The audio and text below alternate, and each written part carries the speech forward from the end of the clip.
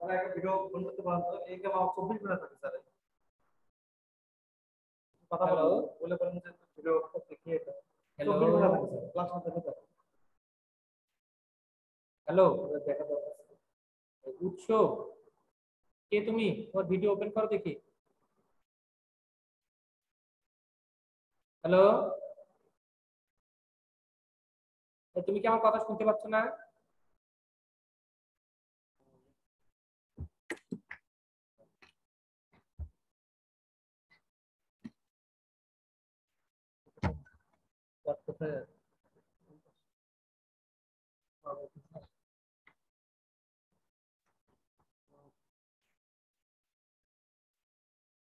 Hello,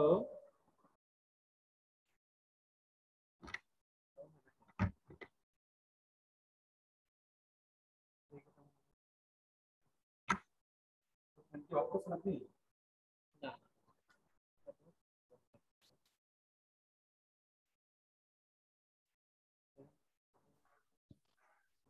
hello, এই উৎস উৎস তুমি তোমার ফোনটা ক্যামেরাটা অন করো দেখি। উৎস উৎস, আচ্ছা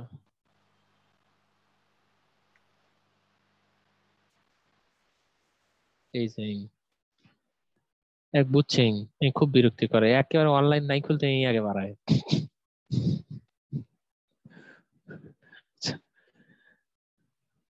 এই তুমি কোন ক্লাস উৎস? Sir class 8। 8। কোন শাখা? এ শাখা।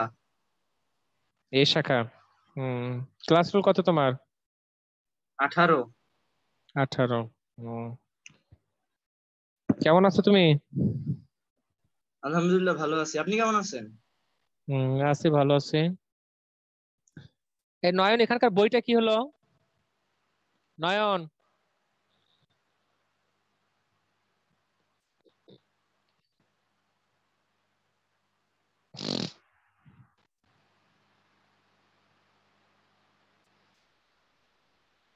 আচ্ছা আমরা বাংলা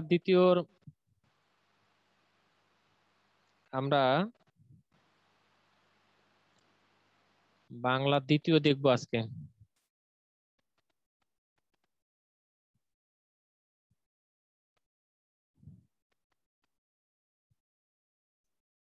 ক্রিয়াপদ এবং ধাতু এটা দেখবো আমরা।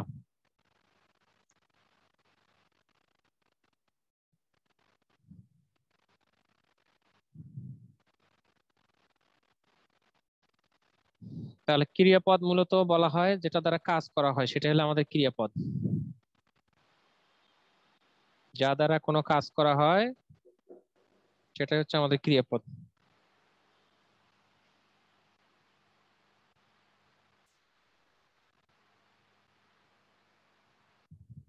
ক্রিয়াপদ যা দ্বারা কাজ করা হয় সেটা হলো আমাদের ক্রিয়াপদ।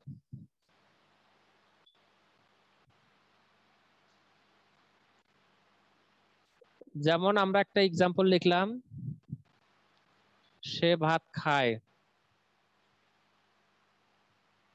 এটা একটা ক্রিয়াপদ। এটাকে যদি ভাঙ্গি বা বিশ্লেষণ করি তাহলে দুটো অংশ পাই, একটা হলো খা, একটা হলো অন্তস্তীয়। খায়টাকে আমরা বলবো হলো ধাতু, এটাকে বলবো আমরা ক্রিয়ার মূল, বা এটাকে আমরা বলবো ক্রিয়া প্রকৃতি।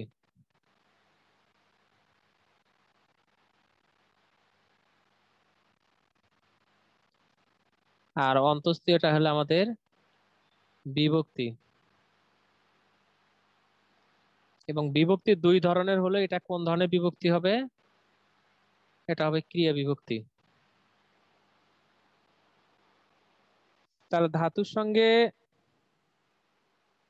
ক্রিয়া বিভক্তি যুক্ত হয়ে ক্রিয়াপদ গঠন করে। তাহলে ক্রিয়াপদের সাথে ধাতুর সম্পর্ক এটাই। তাহলে এখান থেকে আমরা সংজ্ঞাও করতে পারতেছি, ধাতু কাকে বলবো? তাহলে ক্রিয়াপদ থেকে ক্রিয়া বিভক্তি মাইনাস করলে যেটা থাকবে সেটা হলো আমাদের ধাতু, এটাকে ক্রিয়ামূল বা ক্রিয়া প্রকৃতি বলা হয়। এখন আমাদের কথা, তাহলে এই ক্রিয়াপদ আমরা চিনলাম। এই ক্রিয়াপদ নানা রকমের হতে পারে, তার মধ্যে আমরা আজকে ভাগগুলো আলোচনা করব।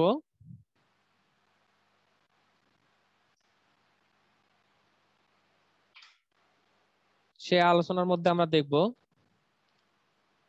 যে ভাব প্রকাশের দিক থেকে, আচ্ছা, ভাব প্রকাশের দিক থেকে ক্রিয়াপদ কয় প্রকার।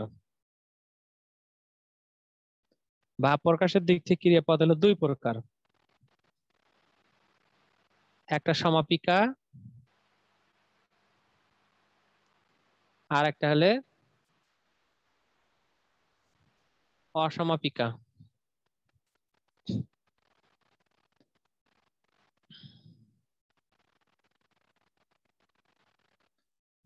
তাহলে ভাব প্রকাশের দিক থেকে ক্রিয়াপদ দুই প্রকার, একটা সমাপিকা এবং একটা অসমাপিকা। তাহলে সমাপিকা ক্রিয়াপদ আমরা সেটাকেই বলবো যেটা দ্বারা কার্য সম্পূর্ণ হয়, আর অসমাপিকা তাহলে হবে যেটা দ্বারা কার্য সম্পূর্ণ হয়নি। এখন যেমন আমি মেলায় যাব, আমি মেলায় যাব, এটা দ্বারা মনে ভাব প্রকাশ হচ্ছে, অতএব আমরা এটাকে কি বলতে পারি, সমাপিকা ক্রিয়া বলতে পারি। তাহলে আমি মেলায় যাব, এটা হলো সমাপিকা ক্রিয়া। কেন সমাপিকা হচ্ছে এটা? কারণ এটা দ্বারা মনে ভাব সম্পূর্ণ প্রকাশ হয়েছে।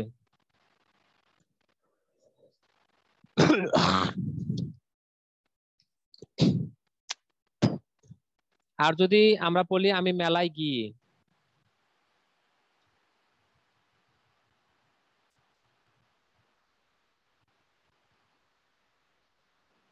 তাহলে এটা হবে অসমাপিকা।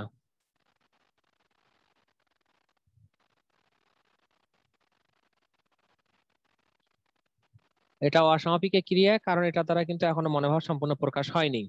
কারণ মেলায় গিয়ে, তাহলে মেলায় গিয়ে তুমি কি করবা, এটা আমাদের এখনো প্রকাশ হয়নি। তাহলে যে ক্রিয়া দ্বারা মনোভাব সম্পূর্ণরূপে প্রকাশ হয় তাই সমাপিকা, আর যেটা দ্বারা হয় না সেটা হলে কি আমাদের অসমাপিকা। তাহলে আমরা মোটামুটি শিখলাম ক্রিয়াপদকে কয়েক ভাগে ভাগ করা যেতে পারে। তার মধ্যে ভাব প্রকাশের দিক থেকে ক্রিয়াপদ দুই প্রকার, একটা সমাপিকা একটা অসমাপিকা। যে ক্রিয়া দ্বারা মনোভাব সম্পূর্ণ হয় সেটাই সমাপিকা, আর যেটা দ্বারা সম্পূর্ণ হয় না সেটা অসমাপিকা। তাহলে মোটামুটি আমরা ভাব প্রকাশের দিকটা আমরা পেলাম। এবার আমরা আবার আর একটা কোশ্চেন করতে পারি, কর্মভেদে ক্রিয়াপদ কয় প্রকার। কর্মভেদে, তাহলে কর্মভেদে তিন প্রকার, একটা হলো সকর্মক, একটা হলো অকর্মক, আর একটা হলো দ্বিকর্মক।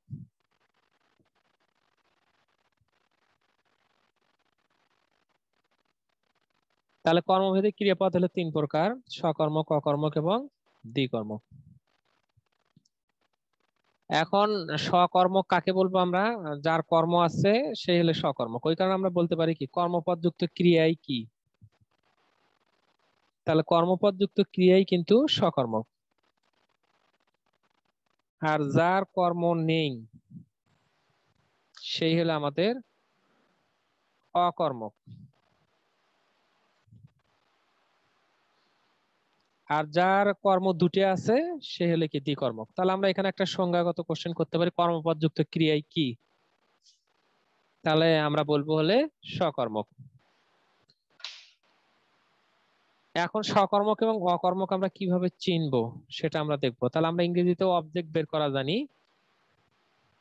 কে বা কি দিয়ে প্রশ্ন করব, অথবা কোথায় বা কি দিয়ে প্রশ্ন করব? প্রশ্ন করে যদি দুটা উত্তর আসে,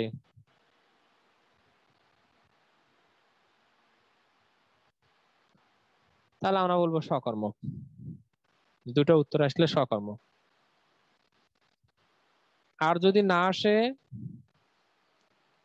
তাহলে আমরা কিন্তু বলবো এটা কি, অকর্মক বলবো।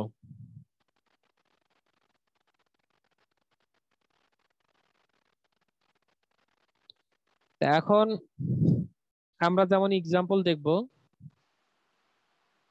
যেমন আমি টিফিন খেয়েছি। কে খেয়েছে? আমি।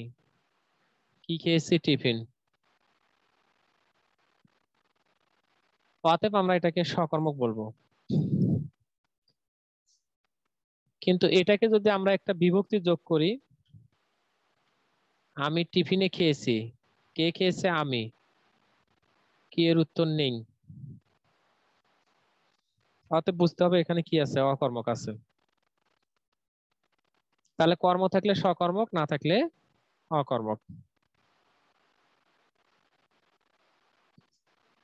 এবার আমরা আসবো দ্বিকর্মক ক্রিয়া।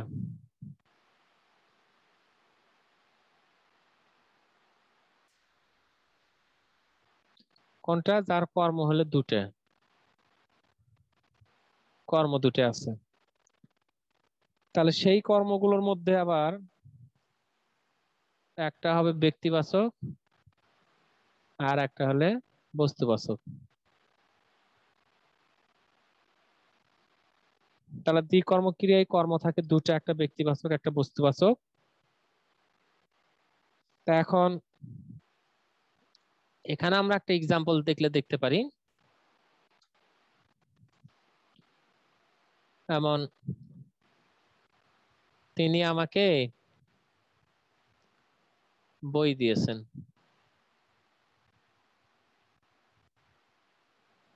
তাহলে আমরা বলতে পারি কাকে? আমাকে। কি দিছেন? বই দিছেন। আর আমাকেটা হলে এখানে ব্যক্তিবাচক, আর বইটা এখানে বস্তুবাচক। আর আমরা এখানে মনে রাখবো দ্বিকর্মক ক্রিয়ায় ব্যক্তিবাচকটাই হলে বস্তুবাচকটা হলে মুখ্য কর্তা, আর ব্যক্তিবাচকটা হলে গৌণ কর্তা।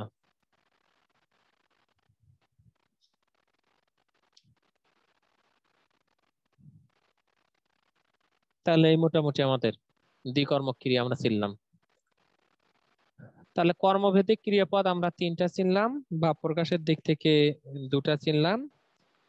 এছাড়াও ক্রিয়াপদ আরো হতে পারে, থাকতে পারে। যেমন আমরা বলতে পারি কি, প্রযোজক ক্রিয়া বলতে পারি।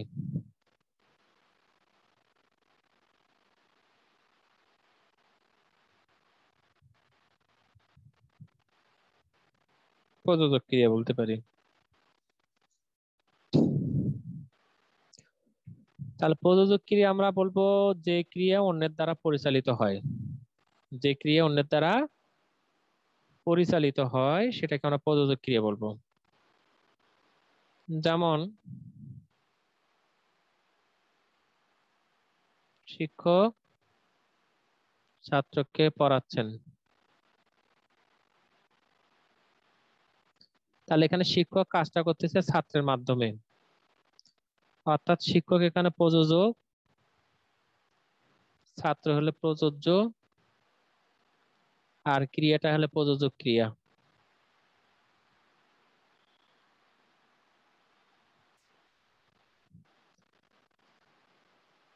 তাহলে যে ক্রিয়া অন্যের দ্বারা পরিচালিত হয় সেটাই হলো প্রযোজক ক্রিয়া। তাহলে শিক্ষক ছাত্রকে পড়াচ্ছেন, তাহলে শিক্ষক হলে প্রযোজক, ছাত্র হলে প্রযোজ্য, আর পড়াচ্ছেনটা হলো প্রযোজক ক্রিয়া।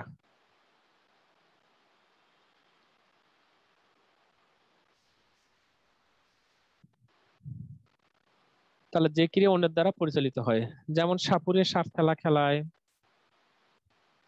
অন্যভাবে মা শিশুকে চাঁদ দেখাচ্ছেন, মা শিশুকে দুধ খাওয়াচ্ছেন, এগুলো প্রযোজক ক্রিয়া।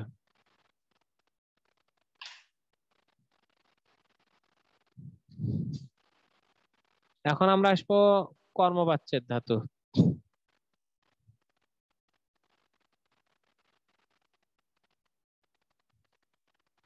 কর্মবাচ্যের ধাতু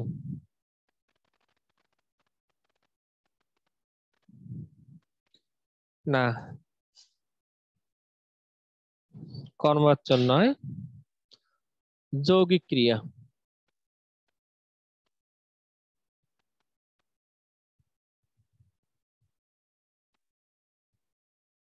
যৌগিক ক্রিয়া বলবো যে ক্রিয়ায় একাধিক ক্রিয়া থাকবে, অর্থাৎ একটা অসমাপিকা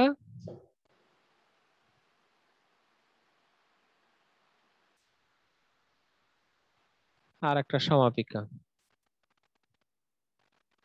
মিলে যৌগিক ক্রিয়া হবে। যেমন ছেলেরা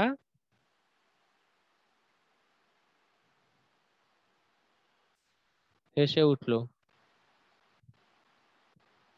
হেসে এবং তো অসমাপিকা, উঠলো হলে সমাপিকা। তাহলে সমাপিকা এবং অসমাপিকা মিলেই কি হয়, যৌগিক ক্রিয়া হয়।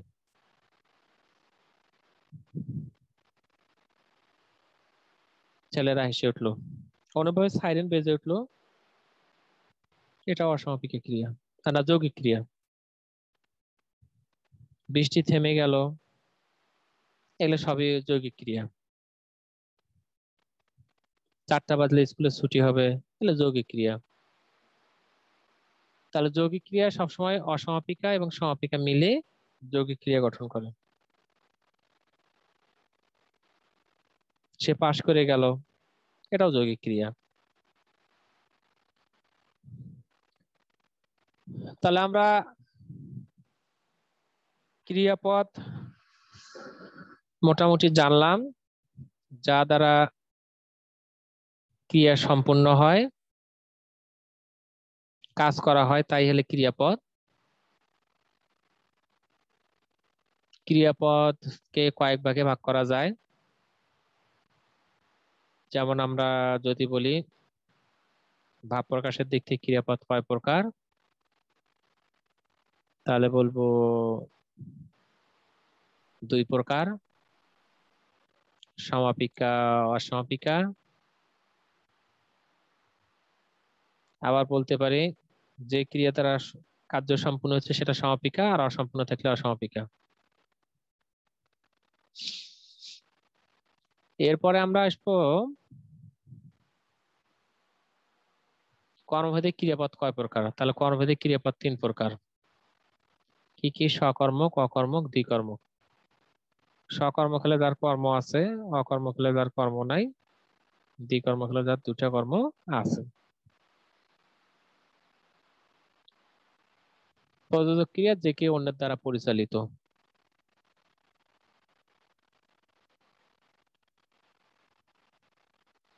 এরপরে আমরা জানলাম আর একটা, তাহলে কি থাকলো? যৌগিক ক্রিয়া। তাহলে যৌগিক ক্রিয়া কাকে বলবো? একটি সমাপিকা ক্রিয়া এবং একটি অসমাপিকা ক্রিয়া মিলিত হয়ে যে ক্রিয়াপদ গঠিত হয় তাকে যৌগিক ক্রিয়া বলে। হুম, আচ্ছা, ধন্যবাদ। এবার আমরা চলে যাব ধাতুতে।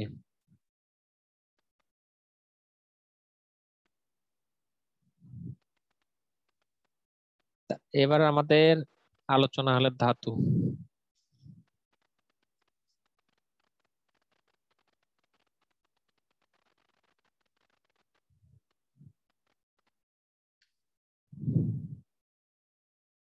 ধাতু কাকে বলবো? তাহলে এখানে একটা সংজ্ঞা আছে, ক্রিয়ার মূল অংশকে ধাতু বলে।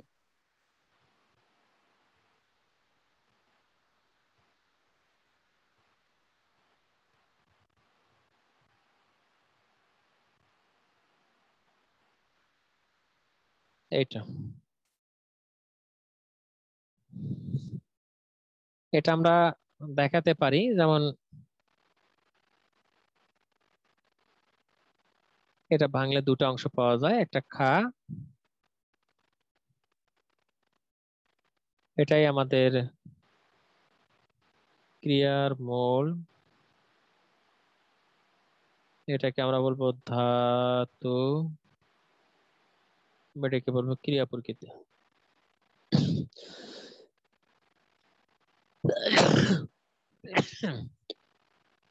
যুক্ত অংশটা হলো আমাদের ক্রিয়া বিভক্তি। এই মিলে ধাতু গঠিত হয়।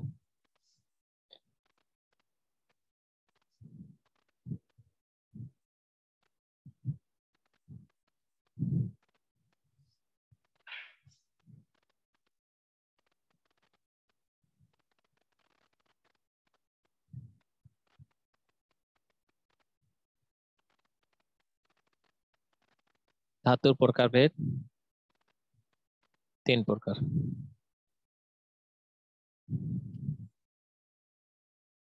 তাহলে ধাতু কয় প্রকার? আমরা বলবো 3 প্রকার।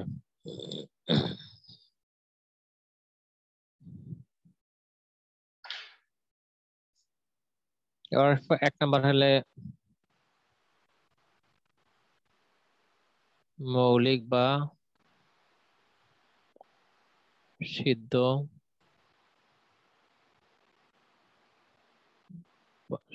সংসিদ্ধ।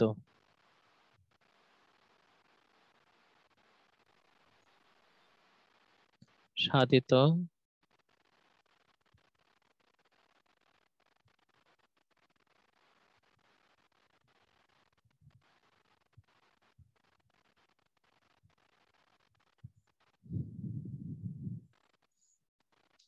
তাহলে এই মোটামুটি আমাদের 3টা ভাগ করা যায়, মৌলিক বা সিদ্ধ বা স্বয়ংসিদ্ধ, সাধিত, যৌগিক বা সংযোগমূলক। এখন আমরা এগুলোর সংজ্ঞা দিলে দিতে পারি। মৌলিক ধাতু বলা হচ্ছে যা ভাঙা যায় না, বিশ্লেষণ করা যায় না, তাই হবে মৌলিক ধাতু। সাধিত ধাতু যা ভাঙা যাবে সেটা সাধিত ধাতু। আর যৌগিক বা সংযোগমূলক ধাতু হলে বিশেষ্য, বিশেষণ বা ধনাত্মক অব্যয়ের পরে কর, দে, পাকা, ছাড় ইত্যাদি যুক্ত হলে তাকে যৌগিক বা সংযোগমূলক ধাতু বলবো।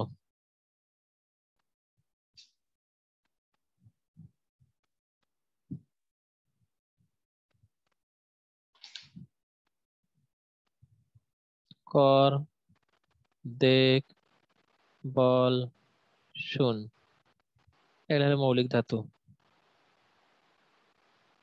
এর সঙ্গে যদি আ প্রত্যয় লাগানো হয় তাহলে হবে সাধিত ধাতু।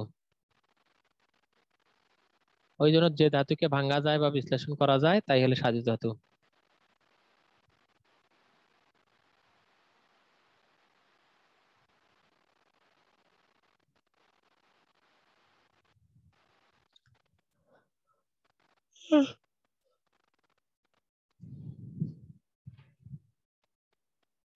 এখন আসবো আমরা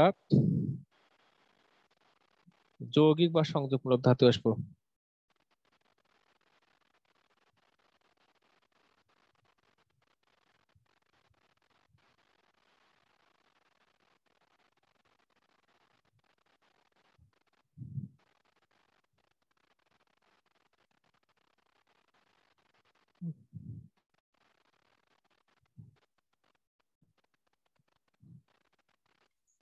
বিশেষ্য, বিশেষণ বা ধনাত্মক অব্যয়ের পরে কর, দে, পাখা, ছাড় ইত্যাদি যুক্ত থাকলে যৌগিক বা সংযোগমূলক ধাতু হয়।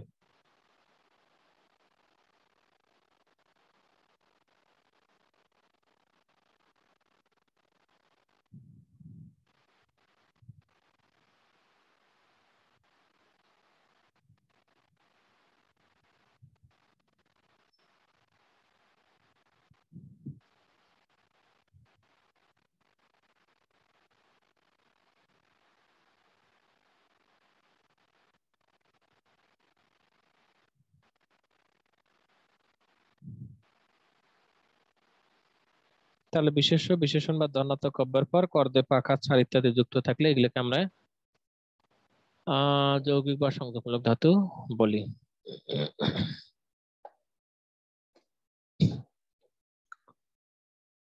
তাহলে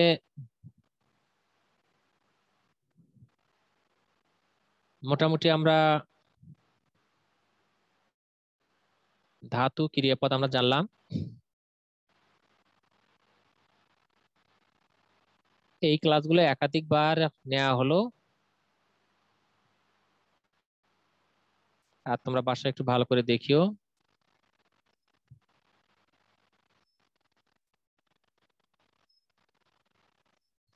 আর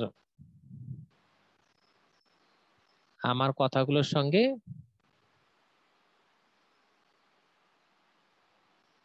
বইয়ের সঙ্গে তোমরা একটু মিলে নিও।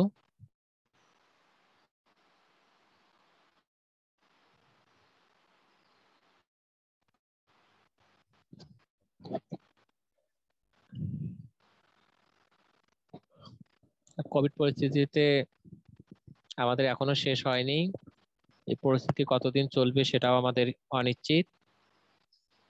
তাই আমরা স্বাস্থ্যবিধি মেনে যে যেভাবে পারি ঘরে বসে থেকে পড়াশোনা চালিয়ে যাব। আর আমাদের সরাসরি ক্লাস কম হলেও অনলাইনে মোটামুটি আমরা অনেক অনেক ক্লাস নিয়েছি এবং প্রত্যেকটা পার্ট একাধিকবার করে ক্লাস নিচ্ছি। তারপরও তোমাদের সমস্যা থাকার কথা নয়।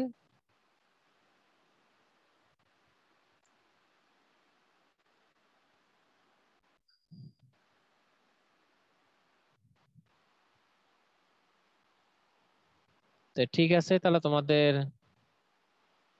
ক্লাস আজকের মনে এখানে শেষ করলাম। আবার দেখা হবে তোমাদের সঙ্গে। আসসালামু আলাইকুম স্যার। ওয়ালাইকুম আসসালাম।